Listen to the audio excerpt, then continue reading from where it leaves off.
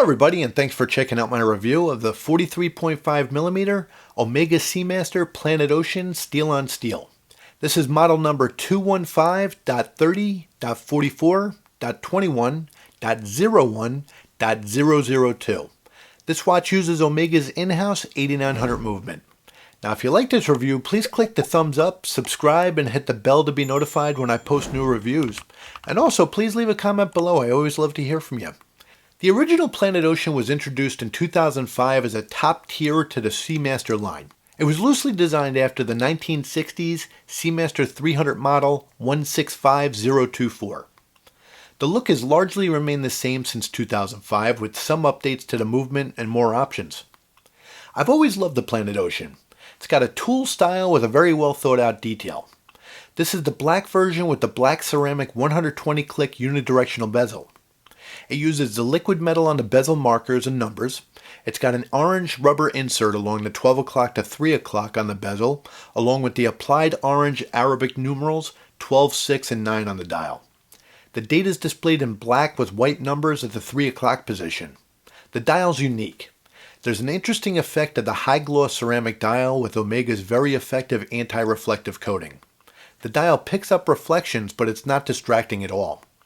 The loom is great on this watch. They use blue loom on the markers and hour hand, and green loom on the pip and the minute hand, as you can see here. The crystal is sapphire, which is curved on the front and used on the back case to see the 8900 movement. Now I've heard on some reviews that Omega uses white gold on the hands, but I confirmed with an Omega rep after checking the part numbers on the hands that they're rhodium plated brass. The orange adds pop to this watch. The Planet Ocean is like the Seamaster Pro on steroids. It wears great for larger size wrists. It's 43.5mm wide, 49mm lug to lug, 16.5mm thick, and it weighs 7.5 ounces. It's a thick watch. The back case is sapphire so you can see the movement. The signed screw down crown is a good size and easy to work with when unscrewing, winding, and setting. It's also got the traditional Seamaster screw down helium escape valve for saturation divers. Now if these specs are too large for you, they do make a smaller 39.5mm version, and if you want it larger, Omega just released a 45.5mm ultra deep Planet Ocean, which can go 10 times deeper than the 600-meter water resistance rating of this watch. This is a tool watch with great detailing. It's mostly brushed stainless steel with polished edges. This finish is nice and it makes the Planet Ocean versatile enough to wear this watch in business casual and t-shirt and jeans. The coin edge bezel is easy to turn. The bracelet is thick yet very comfortable, with shorter links making it easier to size. There's an extension on the clasp that many manufacturers are using that lets you adjust it on the fly as your wrist may swell during the day. I've always liked the extension option, but I don't like the exposed gap when extended on these watches. It's a detail I never understood with Omega, and I feel that Rolex and Tudor have done better with using the links underneath the clasps to make it look a lot more natural when extended.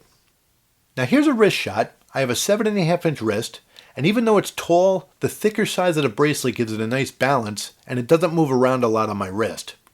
I find it fairly comfortable to wear, and when the wrist swells, the extension definitely helps.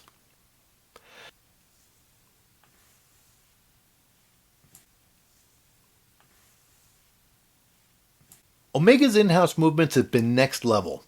The Planet Ocean uses the caliber 8900 master chronometer with the CoAxial escapement first introduced in 2015. The 8900 movement is METAS certified for accuracy of -0 to +5 seconds per day, and it should not run slow. Mine's been consistently under +2 seconds per day. It has 39 joules and features a free spring balance and silicon balance hairspring, which makes it resistant to magnetic fields of over 15,000 Gauss. It also features 2 barrels in a series, giving it a power reserve of 60 hours while staying consistently accurate. Setting the Planet Ocean is pretty straightforward. To set the date, you unscrew the crown and you pull it out one click. The hour hand turns independent, which is great for daylight savings or changing time zones. The date moves forward and backwards when you're moving the hour hand, and pulling the crown out to the second click hacks the movement and allows you to set the time. With the chunkier case, thick bracelet, and fat markers, Omega's Planet Ocean has a distinct look, feel, and design that makes it very unique. It's got serious specs with the 600 meter water resistance, superior 8900 coaxial movement, yet it's a fun watch. Omega's website advertises many variations of sizes, straps, colors, movements, materials, and complications. If you like the style of Planet Ocean, you'll likely find one that would appeal to you. Now there's also plenty of past versions and styles of previous Planet Ocean models that you can easily find pre-owned. So I want to thank you very much for watching my review of the 43.5mm Planet Ocean with the 8900 movement. If you like this review, please click the like, subscribe, and hit the bell to be notified of future reviews. And also, please leave a comment below. I always love to hear from you. You can also find me on Twitter at DougFNJ. And there's a great website called WatchUseek.com. They have a great Omega forum over there. So special thanks to Topper Jewelers. If you're in the market for an Omega watch, visit topperjewelers.com. They have a great new and pre-owned selection. So I want to thank you again for watching. Be safe and have a great day.